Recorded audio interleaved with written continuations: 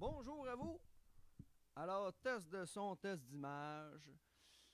Merci à la ville de Joliette. Petite conférence sur la planification de jardin ce matin. Alors, Marie-Kim, y a-t-il plus que 2 personnes? Parce que s'il est juste écrit 2, c'est qu'il y a rien que nous deux de connectés en ce moment. 18? What a tort? Hey gang, très heureux que vous soyez là. Puis, je dis d'emblée, si vous êtes en train de regarder ça en rediffusion, avancez la parce que là, on va l'enregistrer, on va la télécharger, puis on va la mettre plus tard. Fait que allez plus loin si vous n'êtes pas samedi matin, 9h. Puis là, pour eux qui me voient en direct, là, ben bon matin, content que vous soyez là. Dites-nous, test de son, est-ce que vous entendez bien? Test d'image, il faut qu'il y ait quelqu'un dans le public pour nous dire oui, c'est pas si pire par chez nous. On est dans le fond d'un rang par ici, puis des fois, l'Internet, c'est pas ce qu'il y a de meilleur dans le fond de Saint-Ambroise de Kildare. Alors, pour se donner un peu le temps que les gens se connectent, j'avais prévu faire une petite toune. Faut pas être trop pressé à matin, là. On est samedi matin, puis c'est le temps d'envoyer, de partager à vos amis qui aiment jardiner. On va se parler de planification de jardin. On va en avoir pour 1 heure de temps. Mais libre à vous de mettre des questions dans les commentaires, ces choses-là. Marie-Kim est là, en arrière de la caméra, pour pouvoir lire et puis me dire ça. Ça peut aller dans bien des sens, tu sais. Là, on va parler de planification, mais ça peut y aller at large. On peut se permettre de répondre à bien des questions. Pas très fort le son, parfait, on va régler ça.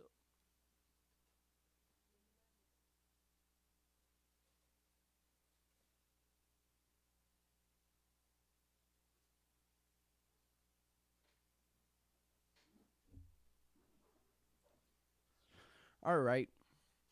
Il y a toujours 2 façons, là, soit que je me mets le micro bien proche de la face. Mais ça paraît pas, mais c'est pesant le micro. Puis l'autre jour, j'ai fait une conférence en le tenant tout le long. Un moment donné, ça devient quand même assez long. Assez difficile sur le poignet. Est-ce que vous entendez mieux? J'ai réajusté la chose. Parfait. Alright. Donc, j'ai pris la chance de me connecter un petit peu d'avance, justement pour prendre le temps de faire ces tests de son-là. Puis, à ceux qui sont là d'avance, petite chanson agricole. Je suis chansonnier à mes heures. Chansonnier, façon de parler, là. Je fais pas vraiment de tournée de spectacle ou quoi que ce soit, là. Mais ça m'arrive de chanter des petites chansons de mon cru. Fait que, en attendant que les autres se connectent,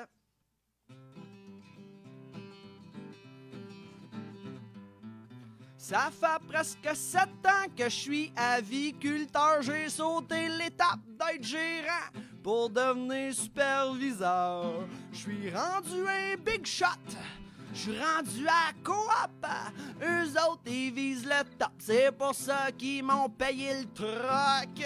70 000 poulets, ça c'était de la petite bière. Me v'là avec 260 000 abordés à chaque soir. Ça fait presque 7 ans que je suis un farmer. La job me coule dans le sang, dedans mes veines jusqu'à mon cœur. J'ai vu le poultry show d'Atlanta, j'ai même vomi au cheetah. Me suis fait applaudir dans les réunions de syndicats. Rendu professionnel des plumes pis des ailes, faisant partie de l'élite de l'élevage industriel. Ça roule à peine à la planche, ça avance sans ce qu'on se demande pourquoi qu'on fait la guerre contre la terre pour tout ce que l'on mange. On cultive le cancer, Monsanto pis l'enfer. Dieu que je souhaite qu'on se réveille avant la grippe aviaire. Dans cette agro-industrie, y a quelque chose qui fait dur. On traite la vie comme si on est les dieux de la nature. On base tout notre business, ces OGM, pis sur le chimique. Pis ce qui reste pour le farmer, remplit pas le réfrigérateur. Pour mes 7 ans, t'attends que je vive en intégrité. J'ai un projet, mais j'avais pas le temps. J'avais un problème, là, je l'ai réglé. Ça fait maintenant 7 ans, pis si tu me suis bien, ça me chicotait en dedans jusqu'à ce que je me lève un matin. Je suis allé voir mon boss, cheling, sur le bord de l'oreille. V'là les clés du pick-up, pis je te remercie ben pareil.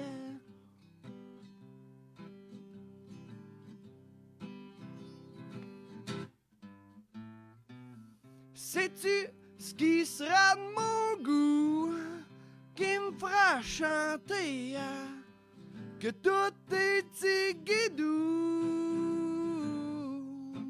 Cultiver un autre modèle que le modèle industriel.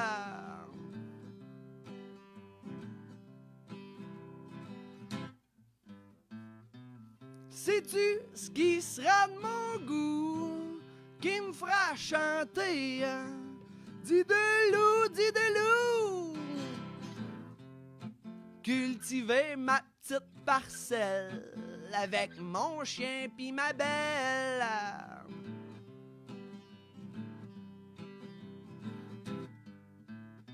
C'est ça qui sera de mon goût, qui me fera chanter que tout est tigidou. Dis de loup. Oui, stick, tout est tigidou. Dis de loup. Oui, stick, tout est tigidou. What a boy! Faisons la révolution d'un grain de paille. Bon, fait que ça me permet de me désencresser à la gorge un peu de chanter. La voix du samedi matin. Donc, la petite chanson est faite. Présentation tout le monde. Moi, c'est Jasmin Lafortune, alias Monsieur Jardin. Je jardine dans l'Anaudière, principalement. En 2019, j'ai jardiné avec 2000 personnes. Beaucoup d'enfants, garderie, école, camp de jour. Puis des gens vulnérables, surtout. Sécurité alimentaire, autisme, bref. Mais tu sais, je jardine avec bien du monde. Puis mon fun, c'est de recueillir les trucs de tout le monde, puis de vulgariser ça. Je ne suis pas... tu sais, ça fait juste 12 ans que je jardine. Ça fait juste 4 générations qu'on se spécialise dans le poulet. Fait que là, les poulets, c'est pas des plantes, tu sais. Fait que je suis fermier, mais j'en ai encore beaucoup à apprendre. Puis aujourd'hui, je m'en viens quand même vous donner des trucs, des conseils, puis gênez-vous pas pour mettre des questions. Alors... En espérant que le son y est bon. Juste par curiosité, Marie-Kim, on est rendu à combien? 43 personnes. Hey, bon samedi matin, tout le monde. Et ça starte. Le but, c'est parler de planification de jardin. Alors, vous avez un potager ou une cour. Bref, vous avez le goût de jardiner cet été. Puis, vous vous posez la question par où commencer. Un plan de jardin, là, il y a vraiment 2 façons de voir. Faut pas toujours être trop binaire dans la vie, là. Mais mettons 2 courants de pensée qui s'opposent dans le jardinage. Il y a ceux qui ne font aucun plan, puis qu'ils s'enlignent au centre jardin avec en se disant on va bien trouver ce qu'on veut, puis on va planter ce qu'on aime. Puis ça, là, j'ai jardiné de même pendant plusieurs années. Et ce que ça donnait, à tout coup, euh, moi, je suis pas un surconsommateur dans la vie. Mais quand que je me rends dans un centre jardin pour jardiner, là, moi, j'ai une switch à off. Là. Le son, plus. Encore plus haut. Regardez bien ça. Je m'en vais l'avancer, mon micro. Là. Hein, on me dit qu'on entend mal. Fait que, proche de même, là, je me créerai que vous n'allez pas entendre un petit brin mieux. Alright. N'hésitez pas à le dire s'il y a quoi que ce soit. D'ailleurs, nous-mêmes dans notre setup, là, on voudrait pas s'enfarger d'un fil, là, mais tout d'un coup que la connexion arrête, là, restez, là, on va se reconnecter, ce sera pas long. Alors, bref.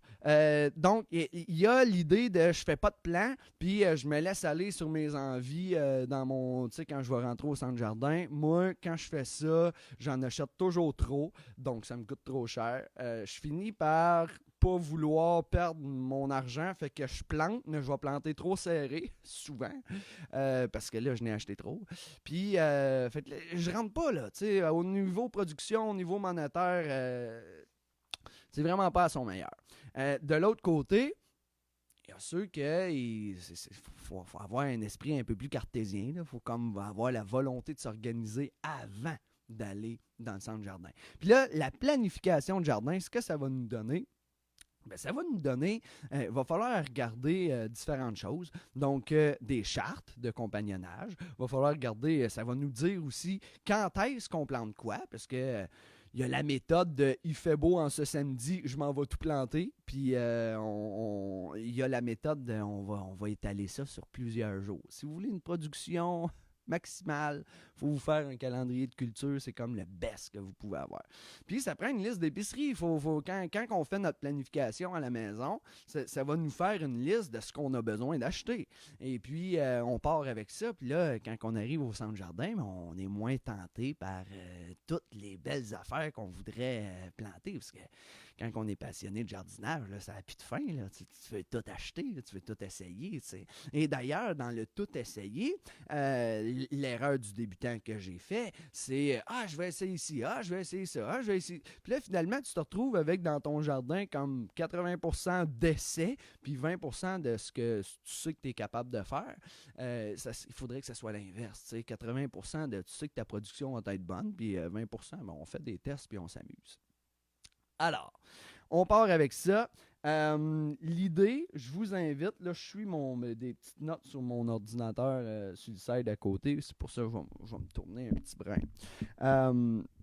Donc, un plan de jardin, on commence là, ça se fait sur une feuille quadrillée, ça se fait sur un chiffrier Excel, ça se fait, on n'a pas besoin de grande technologie pour s'amuser à faire un plan de jardin. Ce qui est le fun à faire, prendre les mesures, ça commence par là.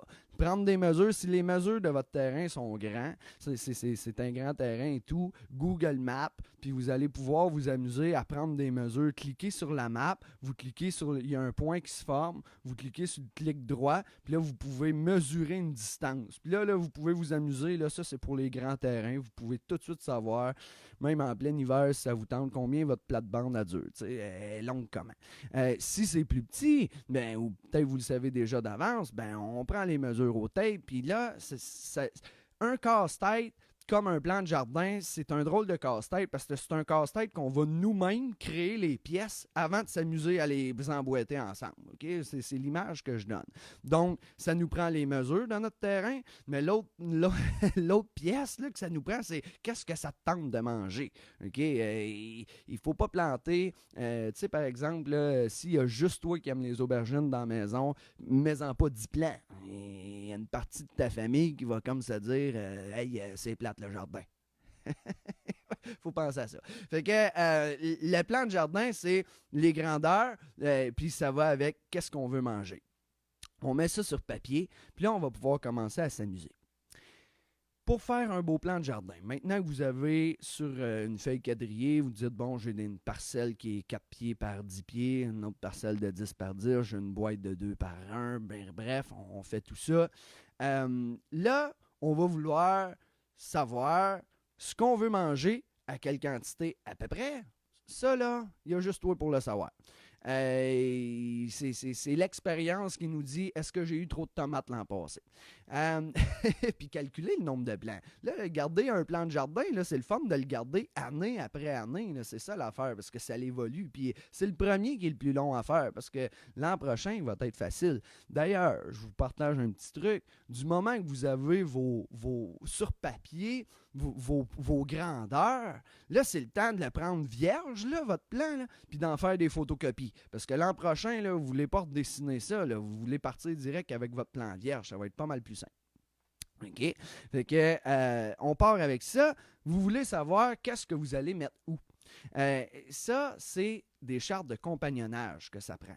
Alors, une charte de compagnonnage, là, ça, là, c'est partout pareil sur la planète du compagnonnage. Chose très différente avec les calendriers de culture. Quand on cherche un calendrier de culture, on retrouve souvent des calendriers de France. Ça ne sera pas bon à utiliser à Joliette. C'est de même, ça marche. Fait que là, l'idée, le calendrier de culture, ça, le meilleur que je connais, c'est Jardin de l'Écoumène. Vous allez chercher ça, ils l'ont en PDF. Ils ont un petit site, là, une place où est-ce que c'est Écou Info. D'ailleurs, Marie-Kim, tant qu'à faire, est-ce que tu irais le mettre sur la page Facebook de M. Jardin là, ou glisser dans les commentaires de la conversation, ce PDF-là, ça pourrait être super. Ça pourrait être vraiment bien. L'idée, c'est que là, le calendrier de culture, c'est une chose, le compagnonnage. La charte de compagnonnage, vous allez sur Google Images. Hein? Parce que quand on fait une recherche Google, on peut juste trouver les images. Vous cliquez, vous cherchez compagnonnage au potager. Là, ils vont vous sortir des diagrammes. Là. Ils vont vous en sortir plus qu'un. Il y en a qui ont des fruits, il y en a qui ont des fleurs, il y en a qui ont un peu de tout. C'est bien rare qu'on en trouve une charte qui a tout ce qu'on veut voir dessus. Tu sais, ça dépend vraiment de vos envies. Donc, ça dépend de ce que vous plantez. Vous prenez les chartes, vous regardez, c'est assez simple. Là, ça, là, j'en fais avec des élèves de 6e année, fait que je suis sûr que n'importe qui est en train d'écouter est capable de faire ça. Vous suivez la charte, il est écrit ça va bien ensemble, ça va pas bien ensemble, puis des fois, il n'est pas écrit que si ça va ou ça va pas. Dans ce temps-là, c'est un moindre mal, ça sera pas trop grave s'ils sont un à côté des autres. Donc, ça, là, c'est pour créer les pièces de votre casse-tête de plantes potagers.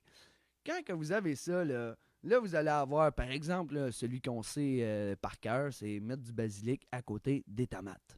Hein, ça, c'est un compagnonnage. C'est le fait que ces plantes-là s'entraident ensemble. Puis, c'est vraiment bénéfique. Tu sais, qu'ils s'entraident, c'est le fun. Puis, si vous ne regardez pas ceux qui... Tu sais, parce qu'il y en a qui saillissent, là, ils ne veulent pas être un à côté des autres. Là. Fait que ça, c'est aussi à regarder. Parce que pour avoir le plus beau des jardins, il ne faut pas que les plantes se nuisent. Comprenez bien quelque chose, c'est que ça peut sembler un peu too much passionné de faire un plan de jardin, là, mais... Une fois qu'on le planifie, là, on arrive là, à l'été, on le plante, puis ça nous a coûté moins cher au centre jardin. Mais c'est tellement mieux organisé qu'on va avoir plus de production, moins d'insectes nuisibles, on va avoir moins de mauvaises herbes. C'est tout ça, la planification de jardin. Okay? Fait que là, le compagnonnage, là, ça répond beaucoup à les insectes nuisibles, ces choses-là. Par exemple, on met des oignons à côté des carottes. Parce que les oignons, ça te fait-tu pleurer quand t'en coupes? Peut-être que toi, non. Moi, oui, en tout cas. Puis si le fait que j'en coupe des oignons, ça me fait pleurer des yeux, imagine-toi que l'oignon, il est ça de gros, puis en comparaison avec ma grosseur, puis ce que ça me fait, deviner l'oignon à côté d'un petit insecte, là. À quel point ça le répulse, là. À quel point, la logique est là, là. Et ça, c'est la même chose pour toute la famille des oignons, l'ail, tout ça.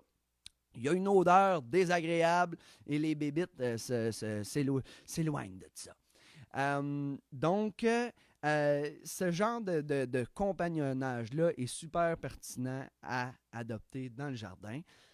J'invite les gens à mettre des fleurs. Moi, je ne suis pas beaucoup au niveau ornemental. En fait, je le suis vraiment pas. J'essaye plein de choses. Puis je me dis, des fleurs, ben, tant qu'il y en a, plus que d'insectes pollinisateurs. Donc, souvent, je vois les réflexes des gens mettre des fleurs pour les plates-bandes, puis mettre les plantes potagères au potager. Tu sais, une fleur de tomate, là, c'est pas gros, ça n'attire pas les abeilles de bien loin dans le quartier. Mais, avoir des œillets-d'Inde, puis ces choses-là, d'ailleurs, les œillets-d'Inde, ce qui est particulier, c'est que ça l'amène des bébites qui aiment manger, c'est des bébites prédatrices, ils aiment manger les autres bébites. C'est pour ça qu'on met ça fait très longtemps que les œillets d'Inde, c'est réputé dans les potagers. C'est pour ça. Ça sent pratiquement rien. C'est joli, ça se mange pas, mais ça l'emmène des bébites que tu ne vois pas. De là, toute l'importance d'avoir une bonne charte de compagnonnage. À partir de là, notre planification de jardin, on va avoir notre charte. Là vous avez mis ce que vous voulez manger.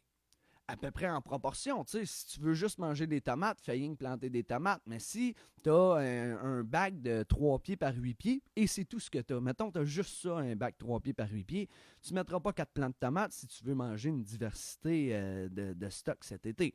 Mettons, un bac de 3 pieds par 8 pieds, j'ai tendance à y aller avec un plant de tomates cerise, un plant de tomates de grosseur sandwich à tomate, avec 2 ou 3 plants de poivrons, une rangée de haricots, une rangée de laitue, une rangée de radis. On essaye d'être diversifié, c'est un peu ça le plaisir au potager, mais ce que je veux emmener dans la réflexion, c'est la proportion. On peut pas penser mettre trop de quelque chose si on veut de tout. Vous comprenez l'idée? Donc, il faut réfléchir à ça, puis il faut faire attention à ça si on ne veut pas se retrouver à acheter trop de plantes. Donc, on a mis tout notre dessin commence à être fait.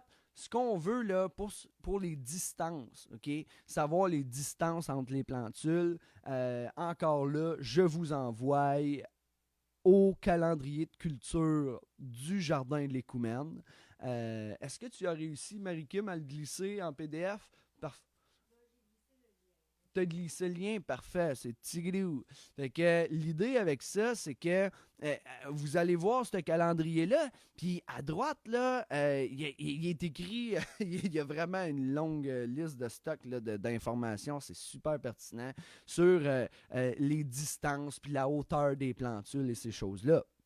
Donc, c'est important de prendre en compte les distances, parce que si on met les choses trop collées, ça se compétitionne, puis ça fait pas des beaux potagers. Puis quand c'est trop collé, par exemple, les tomates, ça, c'est souvent malade, des tomates. C'est des plantes tropicales. C'est pas fait pour vivre au Québec, ben.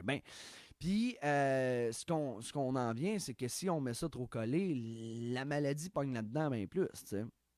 Donc, suivre les distances, puis si on les met trop loin, bien là, on se retrouve à désherber plus. Puis moi, amené jusqu'à date, ça fait une 12aine d'années que je jardine, j'ai jamais vu un jardinier qui était au printemps qui dit « Ah, que j'ai hâte de désherber ». Tu sais, c'est pas la passion du jardinage, c'est pas la passion du désherbage. C'est rien qu'un le désherbage, c'est comme une obligation à dealer la patente. Fait que, pourquoi? Si on ne suit pas une planification serrée, ben on est désorganisé sur la quantité de légumes qu'on va avoir, puis on veut minimiser cet espace-là à désherber.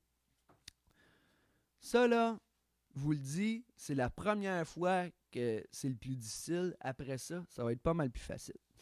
Et là, j'aimerais ça parler de justement, si vous n'en êtes pas à votre premier plan de jardin, et puis je vous invite à en faire un pour que l'an prochain, vous puissiez aussi réfléchir à votre planification. Parce que le plan de jardin, ça nous aide à faire de la rotation des cultures. Pour ceux et celles qui se rappellent des cours d'histoire au secondaire, la rotation des cultures, puis la jachère, puis c'est pas mal ça.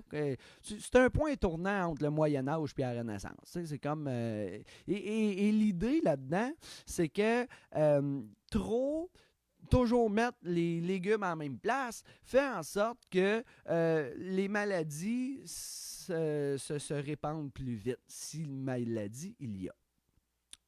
Ça, c'est une école de pensée en jardinage qui est quand même assez répandue, je dirais. Parce que là, je le dis comme ça parce qu'il y a toutes les écoles de pensée. Hein, il n'y a pas juste celle-là. Mais celle-là, c'est pas mal la plus répandue. Puis, c'est sûr que dans un petit potager, mettons, j'ai un bac, 3 pieds par 8 pieds, par exemple. C'est pas énorme. Mais tout ce que je vais faire dans ma rotation de culture, ça va être changer de bord mon plant de tomates. C'est à peu près ça. D'un année à l'autre, je ne vais pas le mettre à la même place.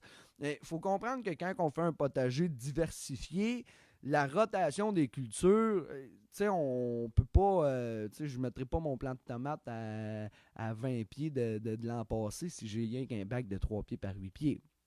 Mais l'idée là-dedans, c'est surtout de voir, est-ce que vous avez eu des maladies l'an passé? Parce qu'il ne va pas falloir mettre les mêmes plantes à cette place-là. C'est la ligne la plus importante là-dedans. Après ça, la deuxième ligne en dessous, c'est la fertilisation liée à notre jardin. Si on est toujours en train de mettre les plantes exigeantes à la même place, c'est pas le parfait. Mais on peut remettre du compost. Il n'y aura pas de problème non plus à faire ça. Donc, dans notre planification, on veut réfléchir à certaines rotations. Et là, je veux l'aborder pendant quelques minutes. Je ne veux pas trop parler de ça. C'est quand même un sujet complexe à un autre niveau. Puis ça, pour des jardinières de balcon, là, ça fait moins de sens. Mais pour ceux qui ont des jardins en plein sol, 10 pieds par 10 pieds et en montant, mais là, on commence, c'est intéressant à réfléchir la rotation des cultures. Alors, ça, là, si vous allez sur Internet, rotation des cultures, vous allez en trouver une bien autre. Vous pouvez en trouver sur des rotations sur 10 ans, vous pouvez en trouver sur 2 ans. Bon, j'y vais avec la méthode de Yves Gagnon, le jardin écologique des plantes. C'est ma bible du jardinage. Puis lui, il le fait sur 4 ans. Puis je trouve ça comme bien en masse.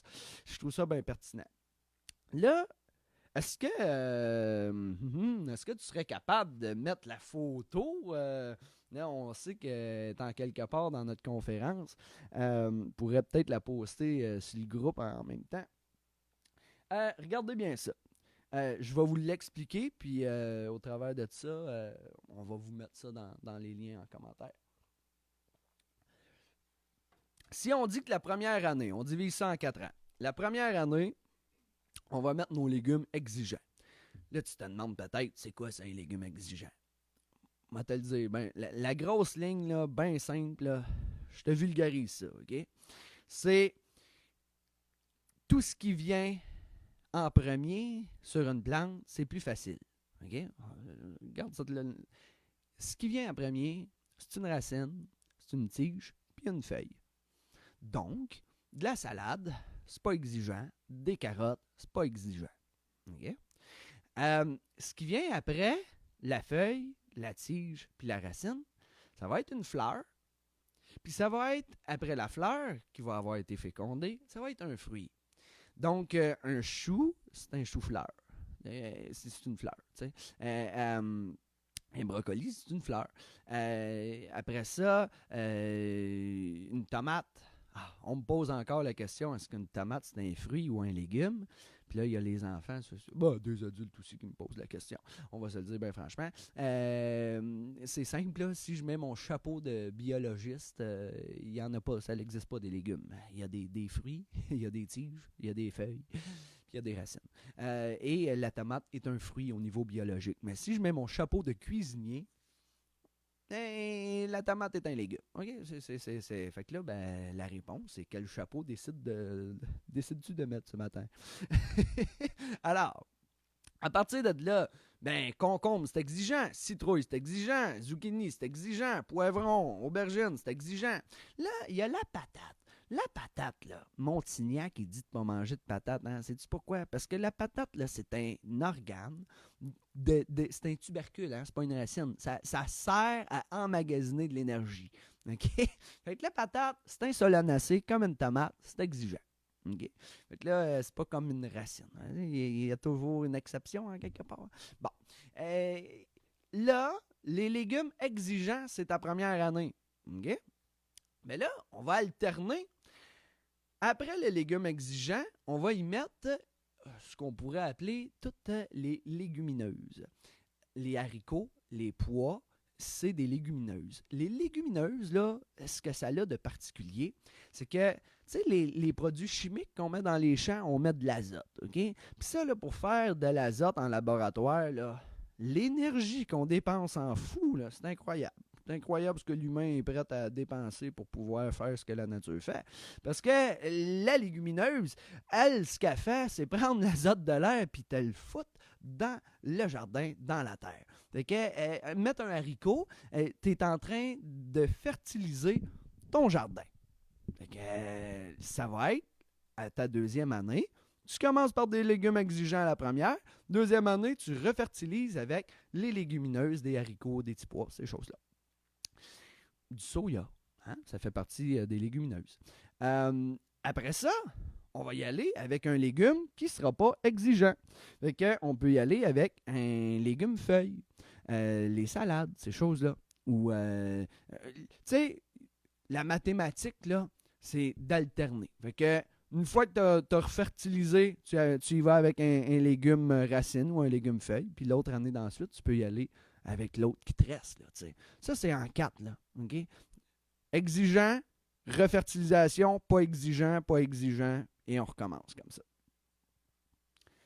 Là, ici, j'ai mon petit dessin. Le dessin qu'on va vous envoyer, au lieu d'être écrit légumineuse, il va être écrit les légumes grains. Okay?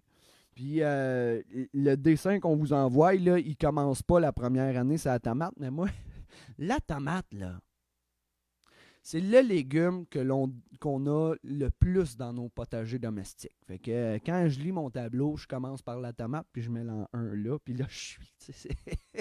Le plus important, c'est elle va être où ta tomate cette année? Puis quelle grosseur tu veux? Tu veux-tu faire le concours de la plus grosse tomate avec ton voisin? Hey, bon samedi matin, tout le monde. Alors, sur ce, la rotation des cultures nous emmène à réfléchir pour avoir des légumes plus en santé. Puis, gardez toujours en tête que le jardinier, sa job, c'est pas de nourrir les plantes. Sa job, c'est de nourrir le sol.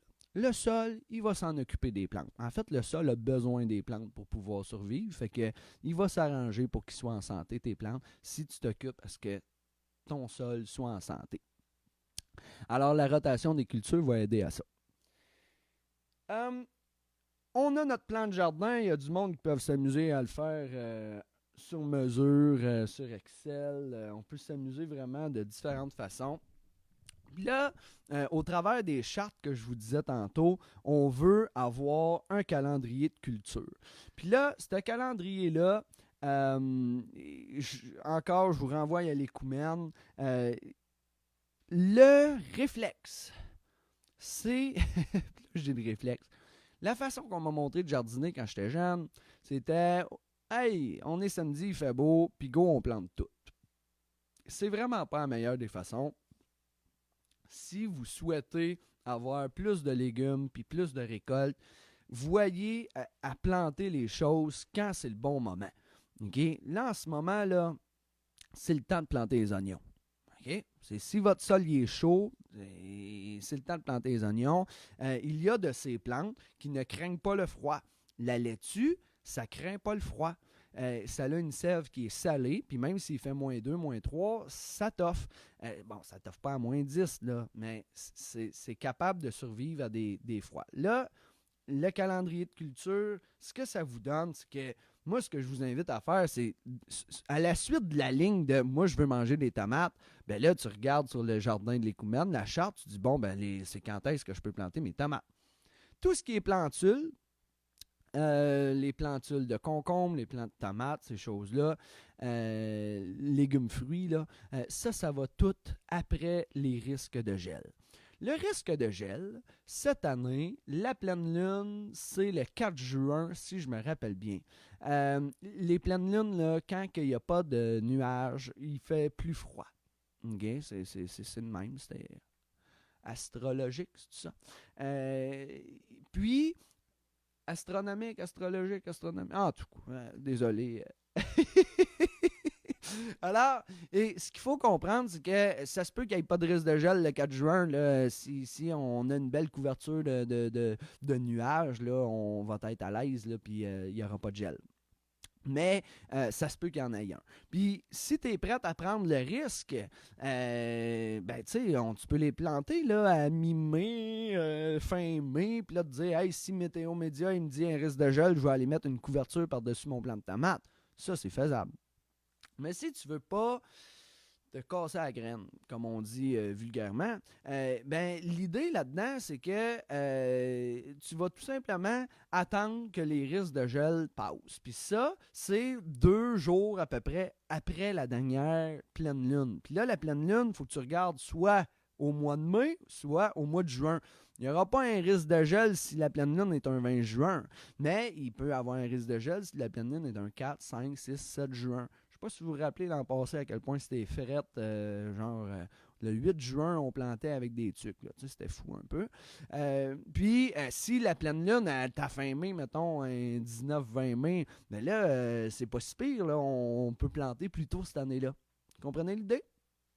Donc, par rapport à ça, il faut quand même comprendre que les changements climatiques, tout ça, les dérèglements climatiques, on a fucké le climat, puis il faut regarder Météo Média pareil. L'idée de la pleine lune, c'est un indicateur, mais c'est quand même pas la science infuse non plus. Je dirais plus, c'est un truc de grand-mère. Puis, mais année après année, il fait souvent très bien la job. Donc, toutes les plantules, si on ne veut pas de risque de gel, on va attendre cette année à la première semaine de juin. Et puis, après ça, il faut comprendre qu'il y a des plantes qui veulent être plantées avant. Plantez pas vos radis un 15 juin. Ça l'aime ça, avoir des nuits fraîches. Puis là, je dis... T'sais, si vous êtes à Chersey un 15 juin, c'est pas si pire là, pour les radis. Mais les radis à Joliette, radis à Joliette, là, je vous dirais, c'est dans pas long là, qu'on va pouvoir les planter. Les semences de betterave, les semences de laitue, à mi-mai, on peut planter ça. Carottes, c'est la même chose. Ça serait le fun, Marie-Kim, si tu prenais le petit calendrier des semences du portage qu'ils nous ont envoyé. En fait, tu en as sur ton bureau. Prends-les en photo, puis mets-les donc dans la discussion pour les gens. Tu peux pas? Même pas avec ton cellulaire. OK. Désolé, on voulait vous... J'avais une idée comme ça, je pensais qu'on pouvait faire ça, mais... sinon, c'est pas très long à copier-coller le peu de choses à inscrire, si tu veux.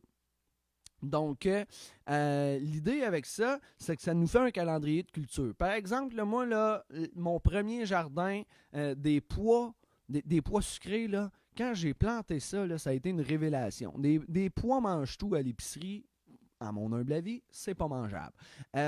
Mais dans un jardin, c'est vraiment bon. Puis, la première année, coup de luck, ça a été super productif. J'en ai eu pour 3-4 ans à comprendre après comment ça lève pas, mais je les plantais toujours trop tard. Ça veut des nuits fraîches pour germer. Si tu veux des petits pois, ça veut des nuits fraîches. Fait que plante pas ça à mi-juin, t'auras pas de résultat.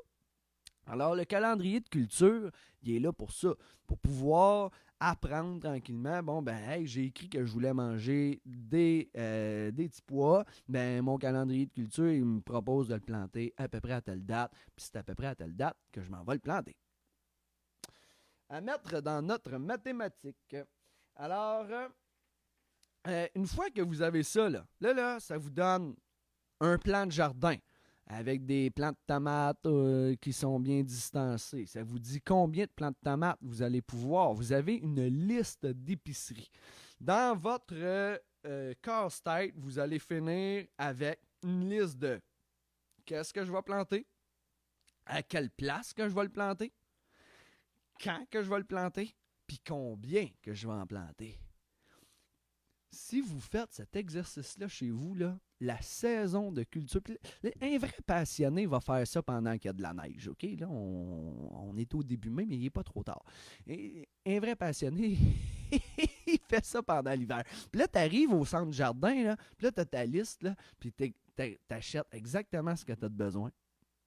Puis après ça, tu arrives, tu le plantes. Puis quand tu arrives pour le planter, tu le plantes pas mal mieux. Puis quand ça pousse, ben tout ça le fait, mais on est vraiment récompensé de par la nature quand on prend le temps de s'organiser comme ça. Tu sais, il y a un dicton qui dit « Aide-toi et le ciel t'aidera ». C'est pas faux, ça. Hein? En jardinage, c'est bien vrai aussi. Fait que vous allez tout avoir ça, puis ça va vous permettre d'économiser. Vous allez en acheter moins si vous êtes un passionné comme moi qui a de la misère à se retenir quand il rentre dans un centre jardin. Vous avez votre liste d'épicerie. Et puis, vous partez avec ça, puis vous avez un plaisir fou de jardiner tout l'été. Ça fait déjà un bon petit 30 quelques minutes que je jase. L'idée d'un live, c'est de répondre aux questions. Alors là, je vous invite à ne pas vous gêner. Là, je vous parle de planification de jardin, mais ça peut aller plus loin que juste l'aspect papier. Avez-vous des questions? Est-ce qu'il y en a déjà qui en ont posé, ma chère? Pour l'instant, non?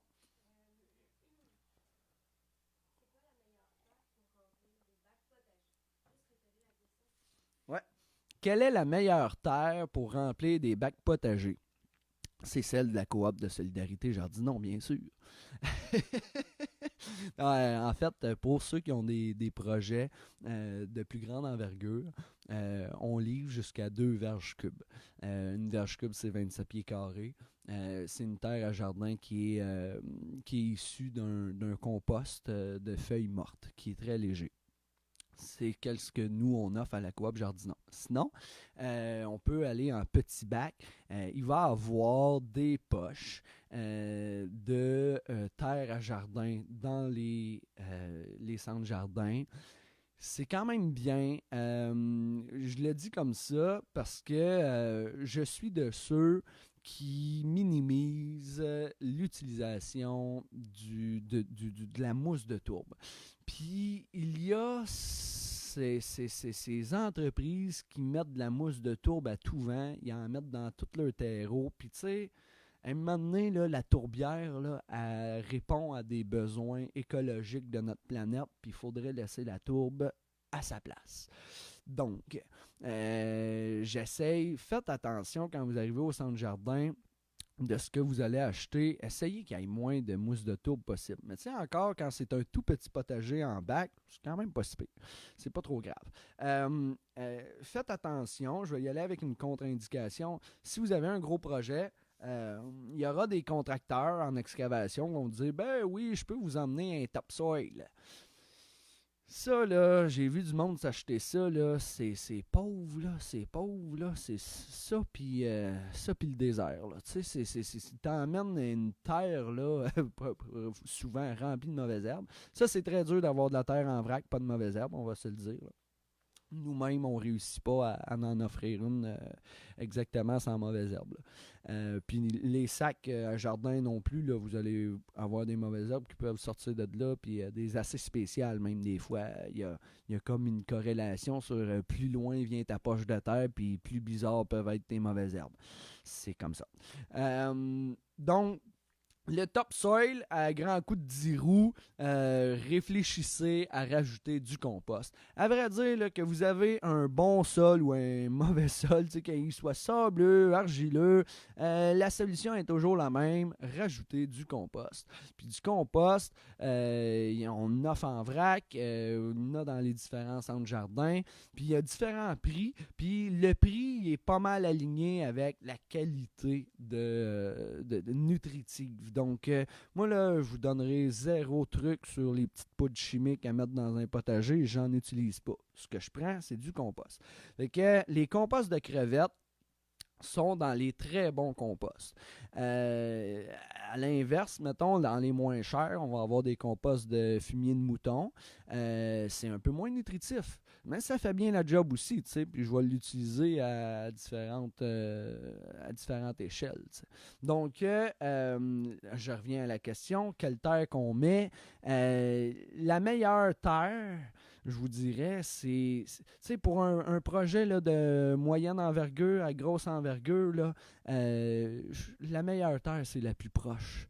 Faites pas venir de la terre de super loin, là, prenez la terre que vous avez proche de chez vous, là, puis mettez du compost dedans, puis avec le temps, elle va devenir bonne, votre terre. Okay? Que vous soyez dans l'argile ou dans le sable, qu'il y a des mauvaises herbes dans votre terre ou non, les mauvaises herbes, là, ça, c'est prenez le temps de désherber avec rigueur, puis à un moment donné, il va en avoir moins. Fait que je vous dirais, je vois souvent des gens qui pensent que la terre de leur terrain est impropre au jardinage. Non, tu sais, mets du compost, ça va finir par y aller. C'est des techniques de culture qui vont finir par faire en sorte que ça va être un beau jardin.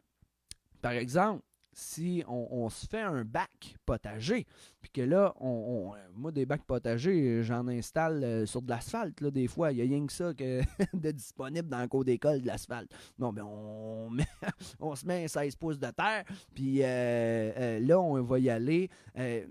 On va y aller avec différents terreaux, différents composts. Moi, ce que j'aime, c'est un compost de feuilles mortes. Disponible à Coop Jardinon, disponible aussi à la pépinière Saint-Aubin. Puis regardez ce qu'il y a de plus près de chez vous, puis mettez du compost dedans. Ah oui, il y a plusieurs questions. Là, on réussira peut-être pas toutes à les répondre, mais vous pouvez aller rejoindre le groupe Facebook Jardinon. Là, on est un petit peu moins sur Facebook ces jours-ci, mais parce que là, on commence à semer nos jardins. Là. Mais entre deux travaux agricoles, là, une fois de temps en temps, on prend le temps et on a le plaisir de vous répondre. Mais vas-y, Marie-Kim, shoot-moi un autre.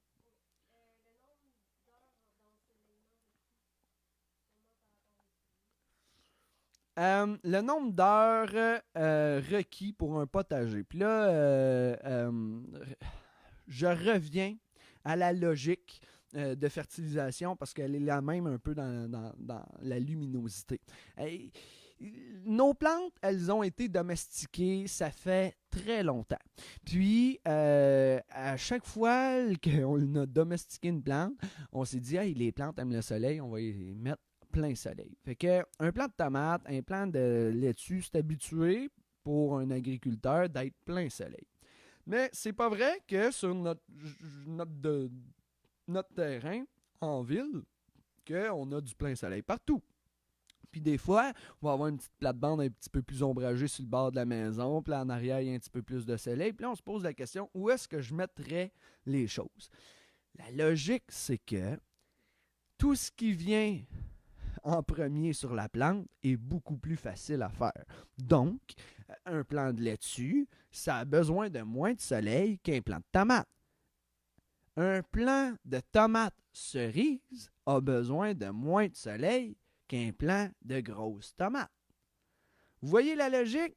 C'est que si j'ai juste 3 heures de soleil, on va y aller avec des fines herbes, on va y aller avec des laitues, ces choses-là, des choses plus faciles, des épinards, c'est toutes des feuilles, c'est pas compliqué. Puis, il n'y a pas juste la luminosité qui fait qu'on vient à bout d'un légume ou non. Par exemple, avoir une base de béton à notre maison. Du béton, ça l'emmagasine du soleil, de la chaleur, puis ça va la rediffuser le soir pendant la nuit. Donc, ça peut compenser pour un manque de soleil. Donc, un 3 heures sur le bord d'une base de béton n'équivaut pas à un 3 heures en plein milieu d'un champ au grand vent. Il va y avoir plus de soleil que 3 heures là, en plein milieu d'un champ. Là. C'est pas... J'essaye de trouver des exemples sur le fly.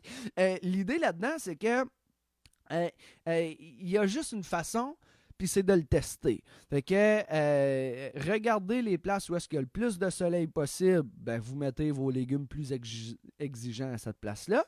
Mais je vous invite à l'essayer, puis à regarder l'an prochain si ça a bien fonctionné, puis il ne faut pas se baisser les bras. On essaye, puis il n'y a pas de mathématiques claires là, pour dire « Ah, ça prend 6 heures pour avoir une tomate. » J'ai pas trouvé de charte de semblable.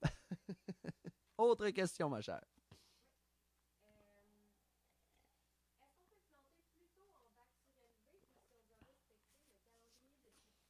Est-ce qu'on peut planter... Ah non, c'est correct. Excusez. Alors, désolé. Ça a l'air que mettre mon cellulaire sur le mode lune n'était pas assez ce matin. Non, c'est la programmation qui est difficile avec ces bébelles-là. Je m'en excuse. Alors, est-ce qu'on peut planter directement est-ce qu'on peut planter plus vite si on a un jardin en bac? La réponse c'est oui. Parce que dans un jardin en bac, le sol va se réchauffer plus vite. D'ailleurs, parlons-en de réchauffer le sol. On réchauffe le sol, par exemple, en permaculture, on va souvent parler de mettre de la paille, okay, de pailler le sol. Puis c'est super, ça va super bien, mais ça l'isole le sol. Puis au printemps, on veut que notre sol se réchauffe. Donc, moi, mes jardins, quand ils sont en bac, par exemple, j'avais de l'ail dans mes jardins en bac. Aussitôt que ma paille a commencé à être plus en glace, j'ai pris mon râteau puis j'ai enlevé ma paille pour pouvoir être sûr que la température du sol se réchauffe plus vite. Donc, un jardin en bac offre cette chance-là. Puis si c'est un bac, parce que j'aime les bacs un pied de haut, qui a pas de fond, puis que la terre peut communiquer directement, tu sais, la microbiologie communique directement. Mais un jardin surélevé, qui a vraiment un fond et tout, il est chaud plus vite, tu sais, c'est drainé plus vite. Oui, on peut planter plus vite. Mais ça n'empêche pas le fait que s'il y a un risque de gel, il y a un risque de gel. Donc, il faut mettre ça en ligne de compte. Autre question.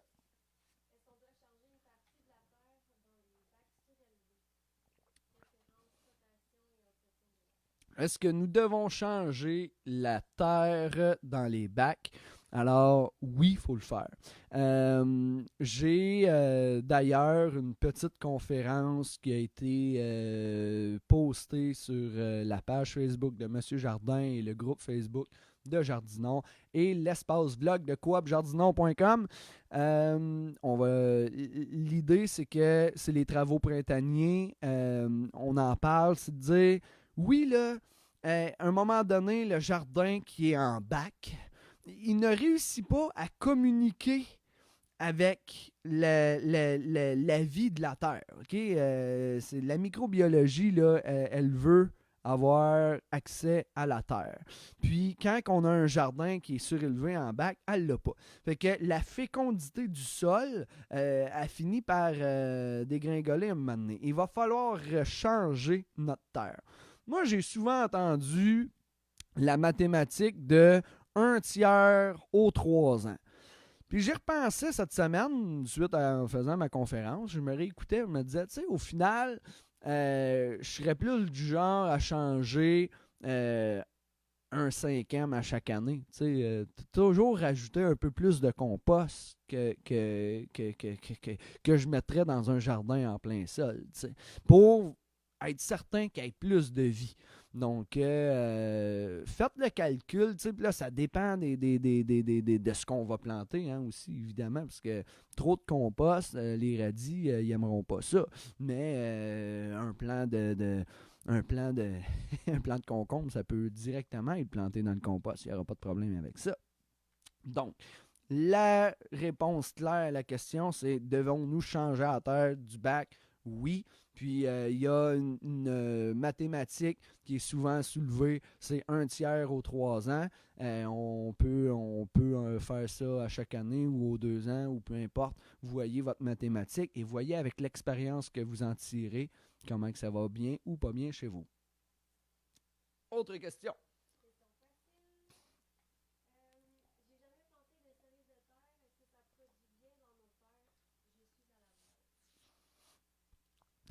Là, hey, bonjour de Laval, hein, quand même. Monsieur Jardin International. Excusez-moi. Je sors pas souvent de chez nous, c'est ça.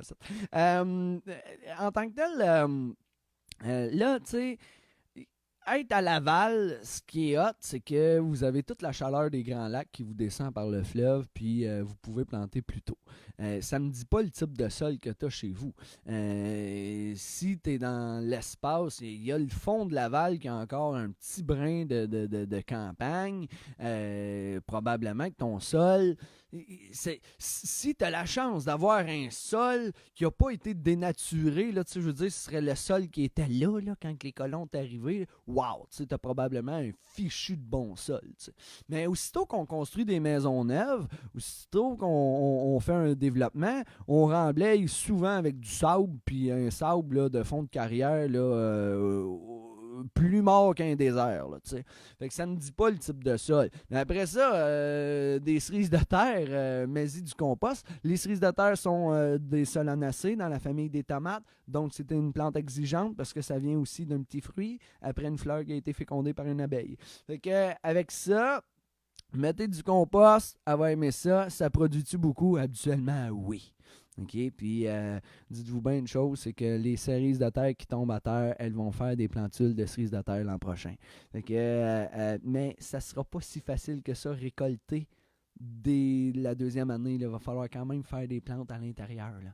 Mais je le dis parce que souvent, les gens, ils vont ne pas aimer désherber l'autre année d'ensuite. Les mauvaises herbes. Ça tombe, ta mauvaise herbe, c'est des cerises de terre. C'est pas si le fun que ça. Mais il faut le savoir. Puis quand on le sait, ben, on est capable de se préparer puis se dire que c'est pas grave pantoute. Mais ça produit des cerises de terre puis c'est tellement bon. Confiture de cerises de terre. Essayez ça, c'est une marmelade. C'est incroyable comment c'est bon. Autre question. Comment éviter que les bébites mangent nos plantes de fleurs? Nos plantes et nos fleurs.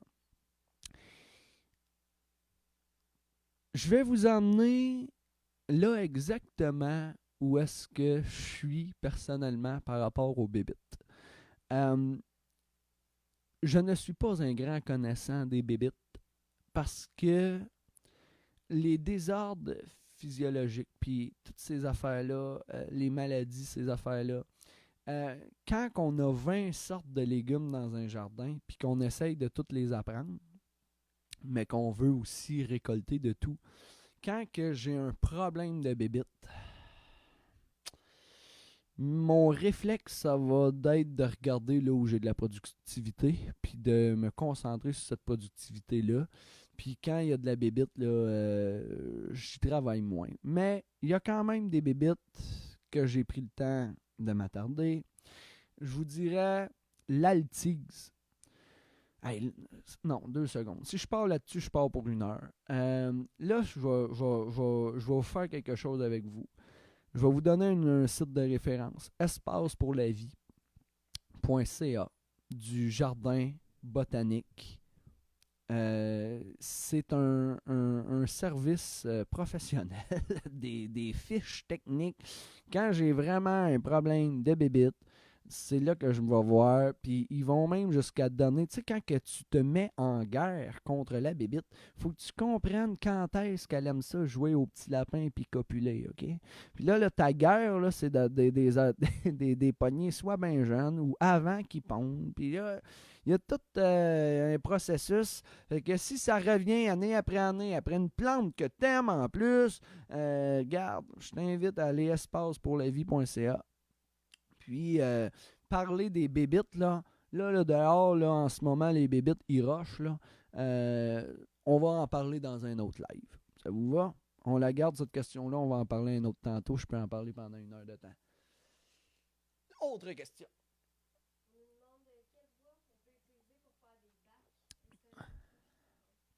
Quel bois pour faire des bacs? Alors là, les bacs sont à la mode ces temps-ci. Moi, j'utilise de la pruche. La pruche, rapport qualité-prix, c'est ce qu'il y a de moins cher. Où est-ce qu'on prend de la pruche? Je ne vais pas à Quincaillerie demander de la pruche, il n'en aura pas. Bois Malo à Sainte-Mélanie, Bois des Roches à Saint-Félix. Si vous avez un gros projet, ils vont vous le livrer. Sinon, appelez, passez la commande, puis allez chercher ça. C'est ce qu'il y a de moins cher. Là, il y en a qui vont vous la vendre sec, il y en a qui vont vous la vendre humide. Je vous invite à la prendre humide parce que sec, aussitôt qu'on met une vis, ça brise. Ça va durer aussi longtemps que du cèdre, mais ça va coûter la moitié du prix. Le cèdre a un beau grain doux, ça fait des belles boîtes, ça fait une belle finition, c'est super beau, mais ça ne dure pas plus longtemps. Le pin, si on ne le traite pas, ça ne dure pas. Donc, tant qu'à faire un projet, je ne vais pas à la quincaillerie m'acheter des 2x4. Quoique, il va bien durer 2-3 ans, là, ton bac. Là, ça dépend de ton envie. Puis, si tu ne veux pas aller revirer à Saint-Félix, c'est correct, va à la quincaillerie. Mais quand on utilise un bois traité, je vais mettre un plastique. Alors, moi, il y a 2 types de bacs. Il y a le bac qui est au sol, puis que je fais juste un cadrage. Ça, j'adore ça. Je jardinais avec les enfants avec ça. Puis, ça offre tous les avantages d'être surélevé, la chaleur, mieux drainer, ces choses-là. Puis, ça l'offre sans le désavantage que la microbiologie n'est pas coincée dans le bac. Mais si on veut jardiner debout, là, il va falloir faire un fond ou bien mettre bien du remplissage, puis à un moment donné, 30 pouces de remplissage, il va y avoir quelque chose d'inerte là-dedans. Donc, la vie sera bloquée. Puis, là j'ai tendance à mettre un polythène. Le meilleur que j'ai vu, OK, la personne se faisait un bac, il était en pain là, traité, là, puis à l'intérieur, c'était un grillage, OK, vraiment là, du grillage. Puis là, il a mis un géotextile. Mais là, le géotextile, là, il y a un espace là, de 3-4 pouces là, entre le bois puis le grillage. Fait que le géotextile, il est assis dans le grillage. Puis l'eau, là, puis l'air, là, ça communique super bien. Là, c'est comme, il faut que tu arroses pratiquement à tous les jours. Mais dans l'optimum. Sinon, si tu le fais en bac, en bois, puis tu le finis ton bois, mais si tu veux garder ton bac longtemps, il ne faut pas que l'humidité de la terre touche au bois. Puis tu veux pas non plus que ta terre touche. En tout cas, moi je suis pas du style à peinturer ou à teindre l'intérieur d'un bac puis mettre de la terre dedans. Ça. Jardiner avec du chimique, je suis pas de cette vie-là. Je suis pas de cette façon-là. Fait que là, on va mettre un polythène. Là, tu peux peinturer ton bac, tu peux le teindre, tu mets ton polythène, puis là, si tu utilises du pain, ben au moins ton pain teint va durer un peu plus longtemps. Puis tu mets un polythène, mais il va falloir drainer, c'est super important, il va falloir faire des trous, puis fais-en une coupe, puis assure-toi que... moi, mettons, là, ce que je fais, c'est soit je fais tout plein de petits trous, puis la terre passe pas trop, mais l'eau elle passe, tu sais. Mais je fais pas mal de trous. Puis, ou bien sinon, je fais des gros trous, puis je vais mettre une guenille par-dessus le trou. Tu sais, je vais taquer une guenille. Fait que là c'est sûr que l'eau coule, mais la terre passera pas. Ça aussi, on peut en parler pendant 1 heure. Pourquoi les tomates fendilles? La tomate.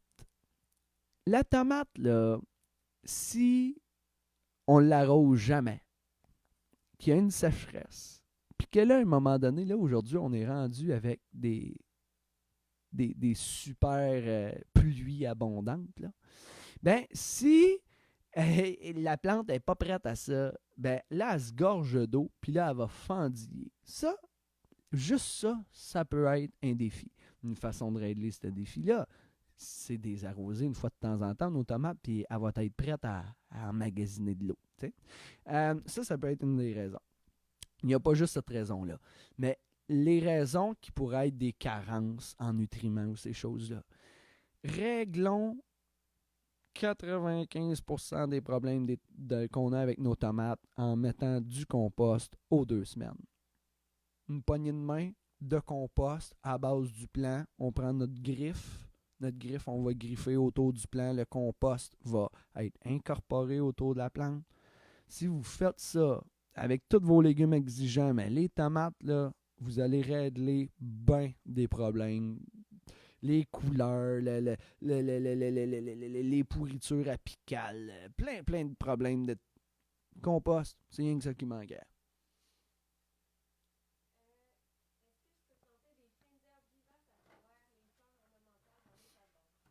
Why not ma peanut? Alors, je répète la question.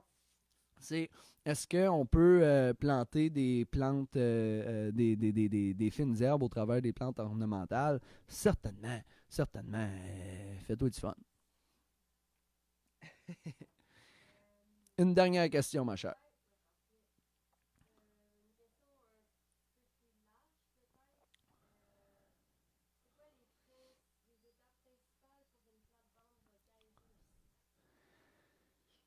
Ah, là, on vient de poser une question. Quelles sont les étapes principales pour une plate-bande rocaille réussie? Puis là, ça tombe bien mal comme dernière question parce que, dans le fond, moi, comme j'ai dit tantôt, l'ornemental, pour moi, une rocaille, ça a des roches. Okay? Ça le dit, une rocaille. Puis une rocaille, c'est ornemental. Puis je suis vraiment... Je suis pas bon. Les fleurs, là, je suis pas bon. Fait que moi, c'est les plantes potagères. C'est déjà assez de trouble d'essayer de comprendre cette trentaine de variétés-là. Donc, je ne pourrais pas aider vraiment sur les étapes, mais je peux aider sur les étapes de jardinage pour implanter le jardin. Quelles sont les étapes pour... Là, on va commencer à préparer notre sol. Bien là, je vous réinvite à aller voir la conférence qui a été enregistrée. C'est travaux printaniers et implantation de jardin qui a été offert par la municipalité de Saint-Jean-de-Mata. Allez sur le groupe Facebook de Jardinon ou la page Facebook de Monsieur Jardin. Puis on parle en long et en large là, pendant une quarantaine de minutes. Là, là aujourd'hui, il fait trop beau pour être sur Facebook. Là, mais une journée qui pleut, là, vous irez voir ça. Je vais vous. Puis, à toutes les questions que j'ai pas réussi, qu'on n'a pas eu le temps de répondre. Ah, bon, bref, gênez-vous pas. Vous pouvez en reposer, puis on aura un plaisir d'y répondre au travers du temps. C'était un premier Facebook Live horticole offert gracieusement par la ville de Joliette. Alors, merci à toute l'équipe de la ville ainsi que les élus, hein, parce que en quelque part, il y a un peu de leur volonté là-dedans. Puis, c'est toujours un plaisir de partager. Moi, c'est Jasmin Lafortune. Je suis Monsieur Jardin. Je jardine un peu partout dans la Naudière. Si vous avez besoin de services, de compost, de bac, ces choses-là, je vous invite à aller voir www.coopjardinon.com. Je vous invite à devenir membre de la famille de la Coop Jardinon. Puis au plaisir de jardiner, au plaisir de se revoir à un autre Facebook Live, la gang. Sur ce, passez une très belle journée, il fait beau dehors, on s'en va dans le jardin.